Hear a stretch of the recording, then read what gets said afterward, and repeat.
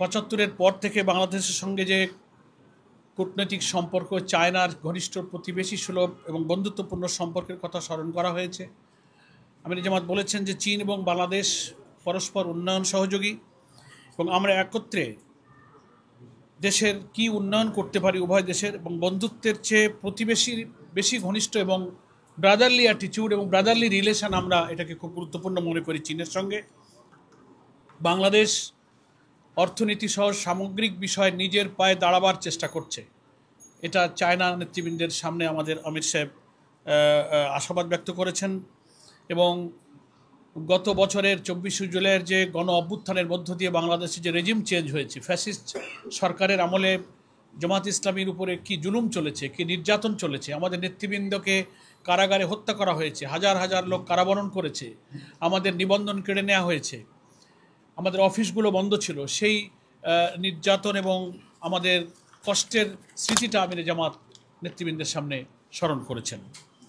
এবং তিনি আরও বলেছেন যে একটা ছাত্র জনতার উত্তাল আন্দোলনের মধ্য দিয়ে সেই সরকার বিদায় নিয়েছেন, কিন্তু বিদায় নেওয়ার পরেও ষড়যন্ত্র থেকে তারা থেমে থাকেনি। একটি দেশের আশ্রয়ে প্রশ্রয়ে তারা দেশের বিরুদ্ধে ষড়যন্ত্র করছেন।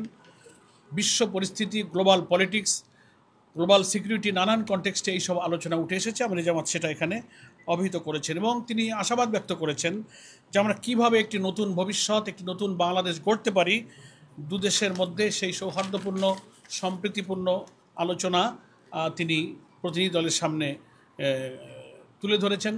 বাংলাদেশের অর্থনীতি, আমাদের ব্যাংকিং ব্যবস্থা যে একেবারে লুট হয়ে গেছে, করাপশন, অর্থ পাচারে আমাদের অর্থনীতি যে ফোকলা হয়েছে, সেটা তিনি তুলে ধরেছেন। জামাত ইসলামী সবসময় গণতান্ত্রিক প্রক্রিয়ায় বিশ্বাসী এবং একটি নির্বাচনমুখী দল।